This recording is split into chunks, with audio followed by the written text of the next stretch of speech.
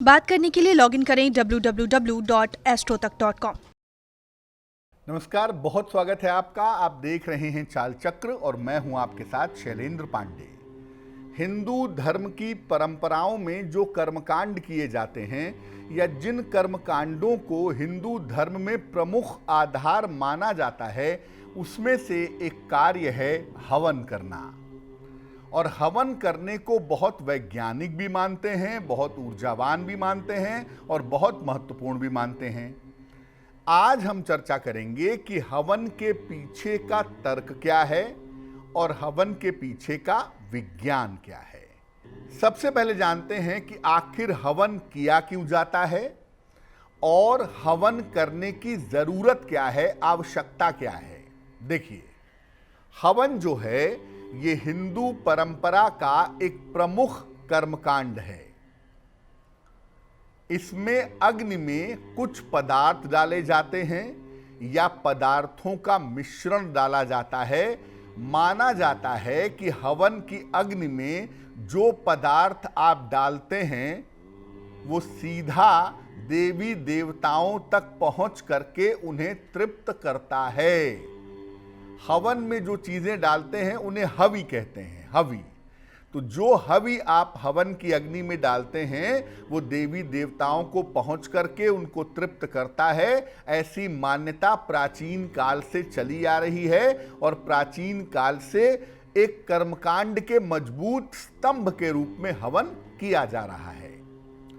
पूजा या अनुष्ठान की संपूर्णता के लिए आप कोई पूजा कर रहे हैं, कोई अनुष्ठान कर रहे हैं, उसको संपूर्ण करने के लिए, उसको पूरा करने के लिए हवन करना आवश्यक है। घर की शुद्धि के लिए, किसी भी तरह के बाधा के निवारण के लिए और तमाम मनोकामनाओं की पूर्ति के लिए हवन किया जाता है।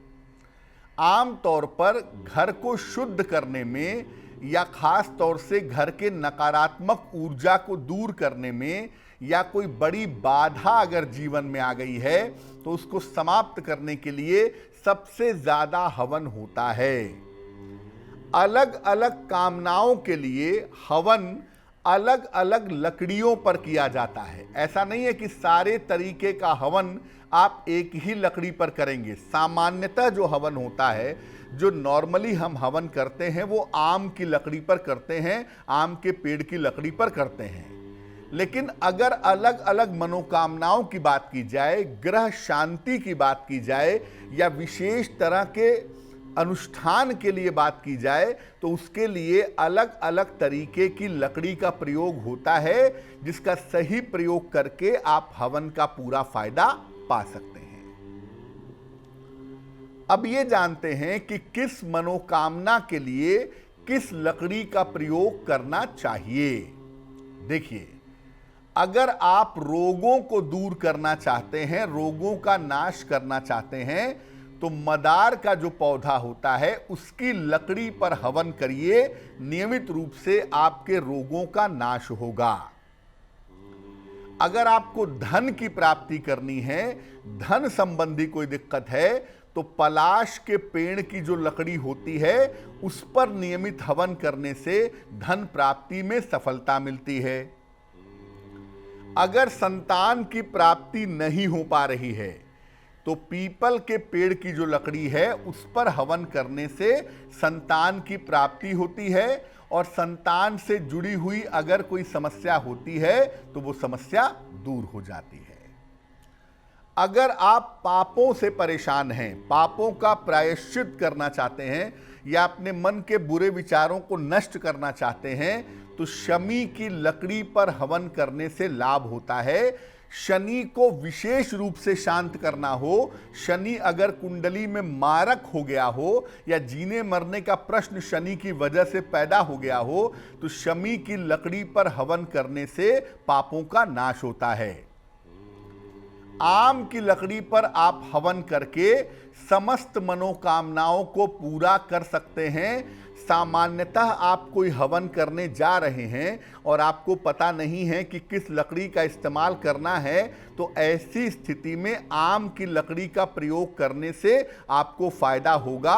आम की लकड़ी पर आप किसी भी तरीके का कोई भी हवन कर सकते हैं और सामान्य पूजा में या सामान्य हवन में आम की लकड़ी का ही इस्तेमाल सबसे ज्यादा होता है। ये तो हो गई लकड़ी की बात। अब हवन सामग्री कैसी होनी चाहिए? हवन सामग्री क्या होगी? सामान्यतः सुगंधित पदार्थों को मिला करके और विशेष वस्तुओं को मिला करके हवन सामग्री बनती है। हवन सामग्री बाजार में जो पैकेट में आती है उसमें धूप होता है, गुग्गल होता है, तमाम अन्य तरह की जड़ी बूटियां होती हैं। इस तरह की हवन सामग्री आप एक पैकेट बाजार से खरीद लाइए। हवन सामग्री में बराबर मात्रा में जौ, तिल और चावल मिलाना चाहिए। चावल आप न भी मिलाएं, विशेष स्थितियों में मिलाना होता है, लेकिन जितनी हवन सामग्री है, 100 ग्राम हवन सामग्री है तो 100 ग्राम जौ मिलेगा और 100 ग्राम काला तिल भी उसमें मिलाया जाएगा। जब ये सामग्री तैयार हो जाए तब अंगुलियों से हवन करना चाहिए। बीच की 2 अंगुलियों से, इन दोनों अंगुलियों से, तर्जनी यानी पहली उंगली और छोटी उंगली का प्रयोग नहीं करते हैं। बीच की 2 उंगलियों पे हवन सामग्री रखते हैं और धीरे धीरे इसको अर्पित करते हैं। विशेष प्रयोजन के लिए अलग अलग वस्तुओं से भी हवन करने का विधान है। बहुत बार खीर से हवन होता है, बहुत बार अलग अलग जड़ी बूटियों से हवन होता है, बहुत बार अलग तरह के मंत्रों से हवन होता है।